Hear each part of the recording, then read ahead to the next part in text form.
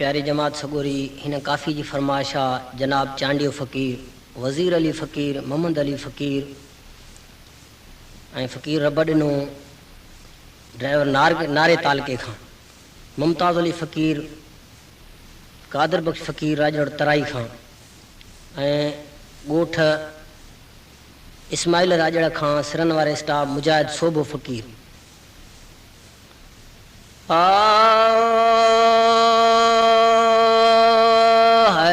धनारान खां धारला दर्द भरी आदल मुंहिंजी, धनारान खां धारला दर्द भरी आदल मुंहिंजी। वो दर्द भरी दिल मुंहिंजी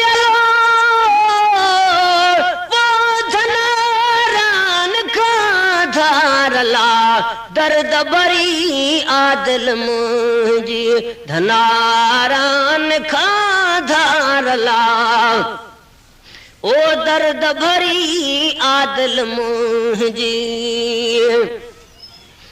वो वञा वतुन साम्हियलो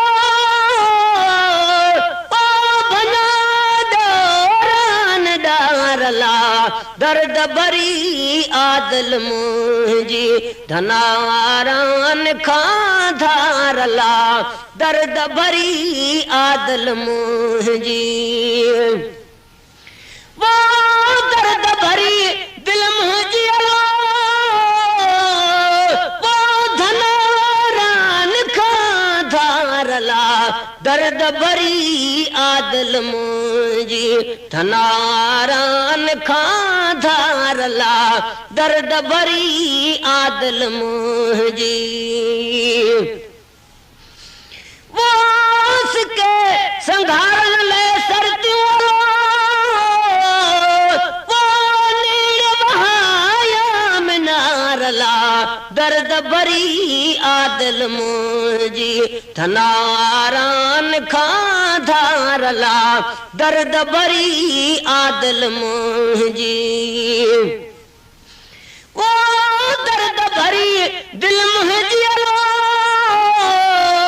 वो धनारान खां धारला दर्द भरी आदल मुंहिंजी, धनारान खां धारला दर्द भरी आदल मुंहिंजी। वो वेठी फाल पाया लो अलो वेड़ वञा मां कंहिं वारला दर्द भरी आदल मुंहिंजी, धनारान खां धारला दर्द भरी आदल मुंहिंजी। वो दर्द भरी दिल मुंहिंजी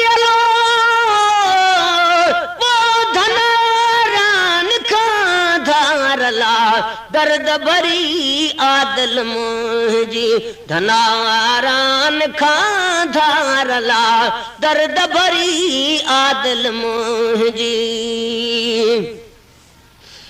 वो असैती सां असगर चलो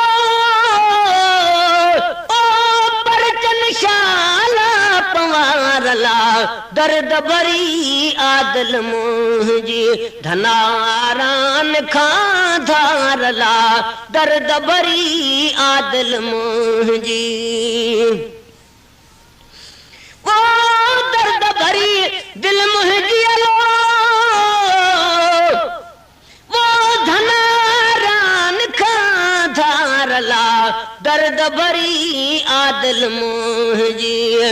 है हलो जे हो ताला न्योवन माणी पिरी पाण सां हलो जे हो ताला न्योवन माणी पिरी पाण सां।